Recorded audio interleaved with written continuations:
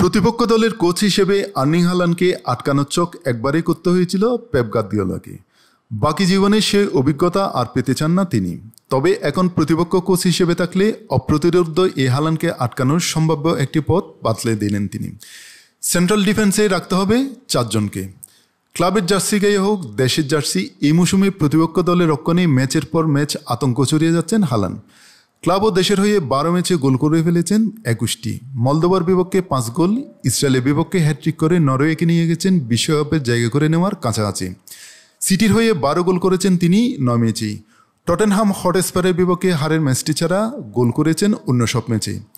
আন্তর্জাতিক বিরতি শেষে শনিবার এভারটনের বিপক্ষে ম্যাচ দিয়ে ফিরছেন তিনি ক্লাবের হয়ে। ম্যাচের আগের দিন সংবাদ সম্মেলনে পেপ গার্দিওলা বলেন, এমন একজন ফরওয়ার্ডকে নিজ দলের পাওয়াটাই বড় স্বস্তি।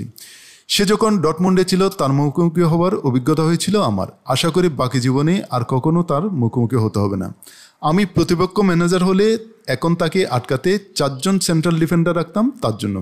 সেই শীর্ষমানের ফুটবলার। বিশ্ব ফুটবলে হয়তো 4, 5, 6 জন বা 10 জন ফুটবলার আছে যারা একা পার্থক্য গড়ে দিতে পারে, সে তাদেরই একজন।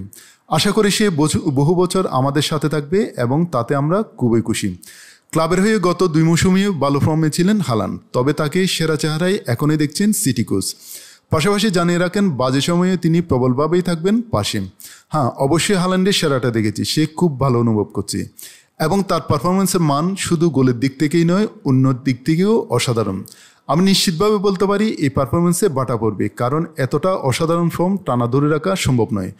তবে তখনও আমি তার পাশে থাকবো, আমরা তার পাশে থাকবো। বাজে সময়ে সবসময় পরস্পরের পাশে থাকতে হবে আমাদের। এখন খুব বেশি প্রশংসা ও বিশেষ স্তুতি করার তার প্রয়োজন নেই।